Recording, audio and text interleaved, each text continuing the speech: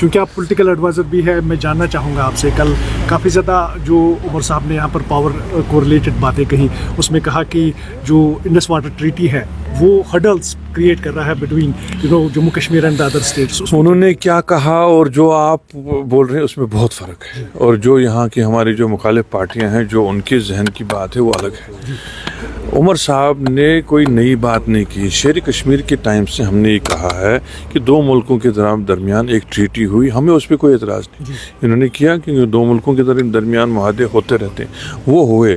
اس میں جو ہمارے جو انڈس واٹر ٹریٹی کا جو ہم پہ اثر ہوا اس کو ہم نے ہمیشہ یہ کہا ہے کہ اس کو ہم کو کمپنسیٹ کریے، چاہے ہمیں ایکسٹرا پاور دے کے کیجیے، چاہے ہمیں پاور پروجیکٹ دے دیجیے، کسی طرح سے ہمیں کمپنسیٹ کیجیے، کیونکہ ہمارے پاس صرف یہی آبی وسائل ہیں.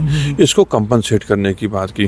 ہم نے کبھی نہیں یہ کہا کہ آپ یہ ایگریمنٹ توڑ دیجیے یا اس ملک کے ساتھ خدا نخواستہ جنگ کیجیے. اس بارے میں یہ ہماری کبھی کوئی نہ بات تھی.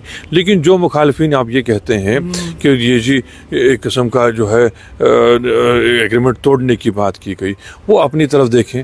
انہوں نے اسمبلی میں کیا ریزولوشن لایا تھا، اگر آپ کو یاد ہو، کیونکہ آپ کی بھی تھوڑی بہت یادداشت ہمارے معاملے میں کم رہتی ہے، یاد پورا کیجیے گا. انہوں نے اسمبلی میں ریزولوشن لایا کہ اس ایگریمنٹ کو آپ جو ہے توڑ کے آگے چلیے.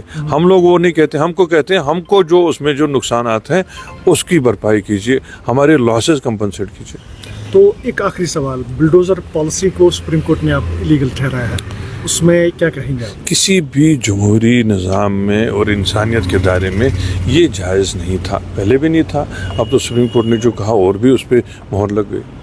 کسی کی اگر غلطی ہو، غلطی کے لیے سزا اس قسم کی ہونی چاہیے کہ غلطی سدھاریں، یہ نہیں کہ وہ آپ اس کا پورا گھر بار ہی اجاڑ دیں. بہت